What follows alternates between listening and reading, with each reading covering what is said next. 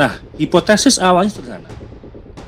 Ketika sebuah kelompok simbolik kehilangan legitimasi lama, kemudian konflik struktural itu bisa dijadikan sebuah pengalihan perhatian. Ini adalah sebuah hipotesis, bukan vonis, yang menjadi sebuah titik kewaspadaan kita lahir dari sebuah pertanyaan. Mengapa NU menjadi sebuah medan tarik? Ini perlu yang harus dijelaskan secara singkat ya. NU adalah jamiah terbesar. Secara sosiologis, siapapun yang ingin punya pengaruh yang luas pasti akan mendekati NU. Ini logika kita. Siapapun itu, kelompok apapun itu, kelompok manapun itu, ya, karena mempunyai pengaruh yang luas. Ini bukan teori konspirasi, ini adalah teori organisasi. Kenapa begitu? Karena NU itu punya basis massa, kemudian legitimasi moral, kemudian ada sejarah kebangsaan yang sudah ditulis sejak dahulu. Nah, sedangkan isu nasab ini adalah isu simbol. Nasab itulah simbol. Simbol apa? Simbol otoritas yang tidak mau diuji.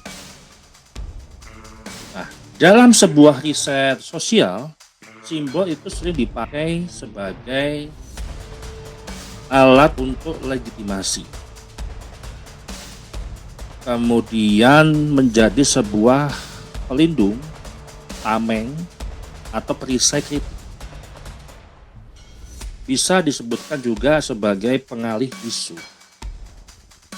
Maka ketika ada riset akademik yang menguji klaim tertentu, lalu responnya ya bukan dapat data, tapi sebuah tekanan sosial.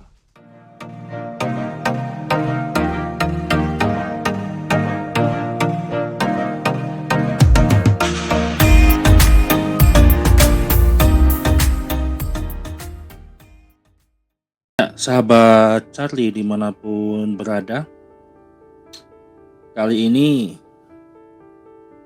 kita akan membahas terkait kewaspadaan NU, kewaspadaan kita semua, dan kita akan membaca bagaimana tanda-tanda ketika ada sebuah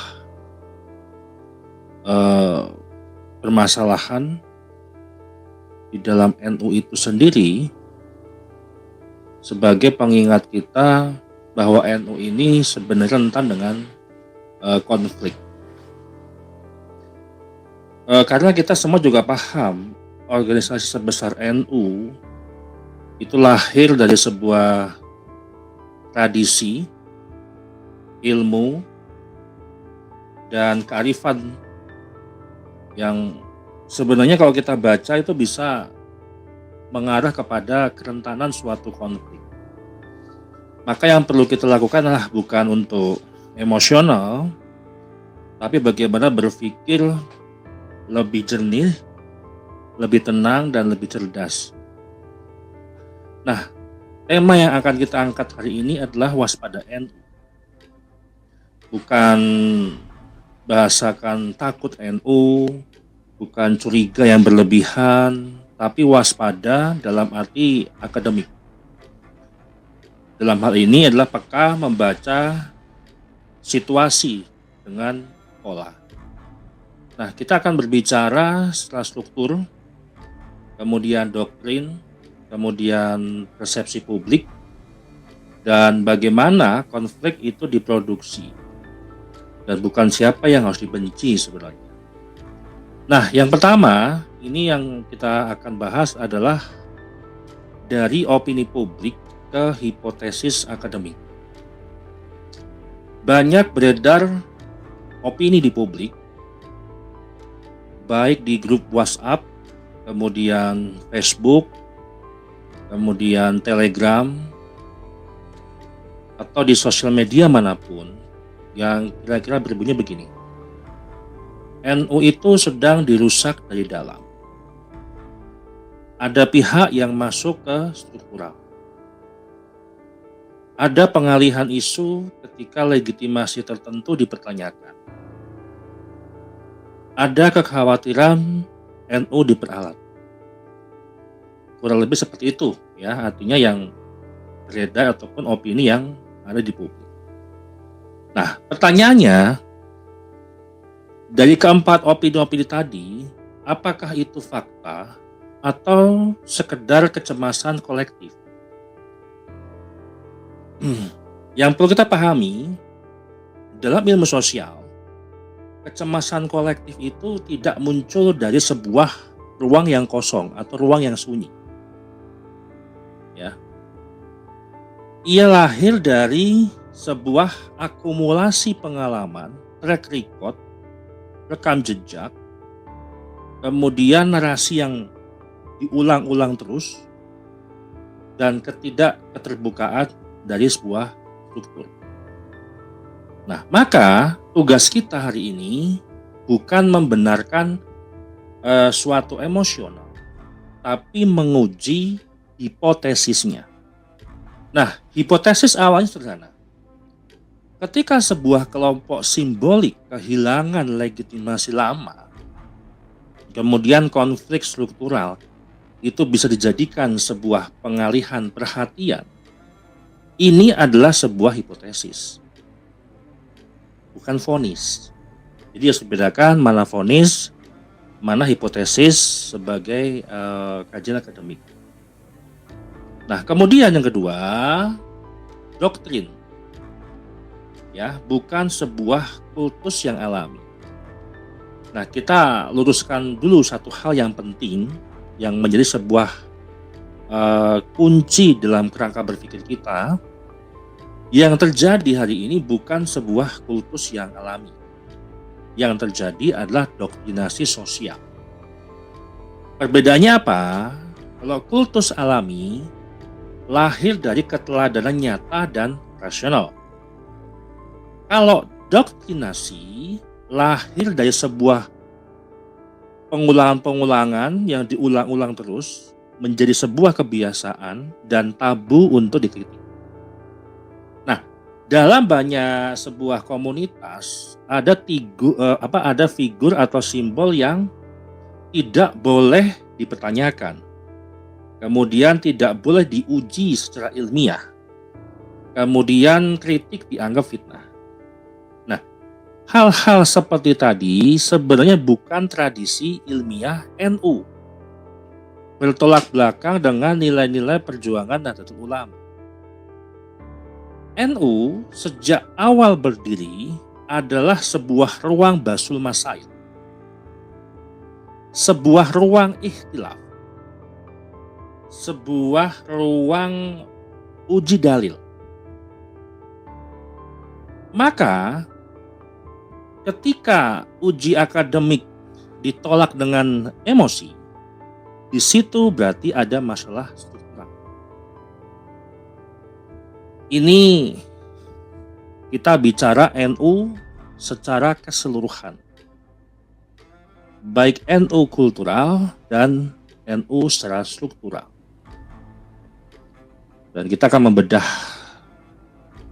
apa yang sedang terjadi dan bagaimana hipotesis ini secara akademik. Nah, mengapa ini pertanyaan inti kita pada episode kali ini yang menjadi sebuah titik kewaspadaan kita lahir dari sebuah pertanyaan. Mengapa NU menjadi sebuah medan tarik? Ini perlu yang harus dijelaskan secara singkat ya. NU adalah jamiah terbesar. Secara sosiologis, siapapun yang ingin punya pengaruh yang luas pasti akan mendekati NU. Ini logika kita. Siapapun itu, kelompok apapun itu, kelompok manapun itu. Ya. Karena mempunyai pengaruh yang luas. Ini bukan teori konspirasi. Ini adalah teori organisasi. Kenapa begitu? Karena NU itu punya basis massa. Kemudian legitimasi moral. Kemudian ada sejarah kebangsaan yang sudah ditulis sejak dahulu, pendahulu-pendahulu NU. Maka wajar jika NU selalu menjadi area perebutan makna. Apapun itu maknanya, konteksnya apapun itu, yaitu makna keulamaan, kemudian makna tradisi, kemudian makna otoritas. Nah, ketika hal itu terjadi, masalah muncul. Muncul kalau perebutan makna tidak secara transparan. Lalu publik hanya bisa melihat konfliknya saja, bukan proses di dalamnya yang menimbulkan sebuah konflik. Ya, karena makna yang tadi diperebutkan inilah tidak ada transparansi. Nah, di titik ini publik mulai mengkaitkan konflik-konflik dengan kelompok tertentu. bukan bukan karena suatu kebencian, tapi karena pola yang bisa dibaca secara berulang. Nah, kalau kita bicara kelompok tertentu, pasti kelompok yang selalu ingin memberikan pengaruh yang kuat dalam melegitimasikan keberadaannya melalui simbol-simbol. Nah, ketika kita bicara nasab sebagai simbol, sebenarnya itu bukan inti masalah. Nah, yang perlu kita pahami terlebih dahulu adalah isu nasab bukan inti dari sebuah konflik sebenarnya. Ini menyambung daripada episode-episode sebelumnya. Tapi ketika isu nasab itu dikaitkan atau dihubungkan kepada konflik NU, berarti itulah sebuah persepsi publik yang sudah terbentuk secara tersendirinya. Publik akan public recall yang kita sebut dengan associative recall, di mana memori-memori yang sudah tertanam sebelumnya dengan data-data disajikan, publik itu bisa mengkaitkan. Nah, sedangkan isu nasab ini adalah isu simbol. Nasab itulah simbol. Simbol apa? Simbol otoritas yang tidak mau diuji. Nah, dalam sebuah riset sosial, simbol itu sering dipakai sebagai alat untuk legitimasi. Kemudian menjadi sebuah pelindung, tameng, atau perisai kritik. Bisa disebutkan juga sebagai pengalih isu. Maka ketika ada riset akademik yang menguji klaim tertentu, lalu responnya ya bukan dapat data, tapi sebuah tekanan sosial atau delegitimasi seorang peneliti. Nah, disitulah publik membaca ada sesuatu yang sedang dijaga. Sekali lagi, ini adalah membaca pola, bukan menuduh secara individu. Teman-teman bisa membaca sendiri. Teman-teman bisa menyimpulkan sendiri. Kalau dikaitkan kelompok tertentu dengan konflik NU, berarti sebuah persepsi yang sudah tertanam dengan sendirinya, berdiri secara sendirinya dengan kolektif memori, dengan beberapa data-data yang disajikan di publik. Nah, ketika konflik struktural dan krisis tata kelola itu menghantam elit, menghantam secara struktural, Dan ini juga bukan sebuah identitas, karena banyak konflik NU yang hari ini itu berkaitan dengan komunikasi elit yang ya tertutup, tersendat, tidak lancar, kemudian jarak dengan akar rumput itu ada, tidak sedekat, tidak sejengkal, kemudian keputusan elitis yang ya minim penjelasan sebenarnya. Nah, dalam sebuah teori organisasi, semakin tertutup elit, semakin liar spekulasi publik. Jadi kalau ketika ada sebuah permasalahan yang krusial, ya tidak harus ditutupi sebenarnya, diselesaikan, dikomunikasikan, supaya apa? Tidak menjadi sebuah spekulasi publik yang liar. Ini yang berbahaya, karena spekulasi itu kan bisa mentafsirkan berbagai macam tafsiran. Dan sebenarnya wajar jika publik mengkaitkan konflik dengan hegemoni, mencurigai agenda tersembunyi, kemudian merasa NU tidak lagi milik bersama, dan seterusnya. Nah, ini bukan karena publik itu bodoh, tapi karena informasi tidak mengalir secara sehat. Transparansi dibutuhkan di NU, bukan hanya berakhir di meja elit, namun tidak masuk ke dalam akar rumput. Karena publik itu pasti akan berspekulasi. Nah, ketika kita berbicara kata waspada, ya waspada tanpa paranoia, dan ini adalah sebagai penyeimbang juga. Waspada tanpa paranoia. Waspada bukan berarti mengusir siapapun. Waspada juga bukan berarti membenci kelompok tertentu. Bukan membenci personal. Nah, waspada artinya menempatkan NU di atas semua simbol, di atas segalanya yang menghegemoni NU selama ini. Kemudian mengembalikan tradisi kritik ilmiah sesuai dengan nilai-nilai perjuangan Nahdlatul Ulama. Kemudian memastikan struktur tidak dikuasai oleh sebuah hal yang tabu. Karena perubahan itu harus alamiah, ya, bukan dipaksakan. Nah, perlu di NU ini ada namanya cahaya pembaruan. Supaya apa? Supaya berbasis ilmu, adab, dan keberanian. Nah, maka tugas kita hari ini edukasi terus-menerus, dialog tanpa henti, kemudian pembongkaran data secara santun. Jadi ada sebuah transparansi. Supaya apa? Informasi, komunikasi mengalir secara sehat. Dan solusi akademik, ya, dan juga sebagai jalan tengah.